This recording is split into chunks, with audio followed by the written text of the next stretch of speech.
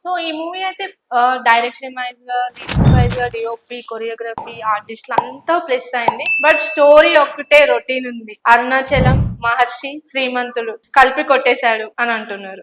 దీనికి మీరేం చెప్తారు? అరుణాచలం వచ్చిన తర్వాత మళ్ళీ శ్రీమంతుడు తీశారా? తీశారు. శ్రీమంతుడు వచ్చిన తర్వాత మళ్ళీ మహర్షి తీశారా? తీశారు. అయితే ఎందుకంటే ఆ ఫ్లేవర్ ఒకలాగా అనిపించవచ్చు, కానీ ఏ కథ కా కథ. అరుణాచలానికి శ్రీమంతుడికి ఏమైనా సంబంధం ఉంటుందా? శ్రీమంతుడికి మహర్షికి ఏమైనా సంబంధం ఉంటుందా? ఉండదు. అలాగే పురుషోత్తముడు కూడా సంబంధం ఉంటుంది. ఫ్లేవర్ అలా ఉంటుంది. మీరు ఇప్పుడు ఎప్పుడైనా పాత కథల నుంచి తీసుకుంటే ఒక డబ్బున్న హీరో బాగా కిందకొచ్చి సినిమా చేయటం అనేది. మీరు రాముడు భీముడు చూసారా?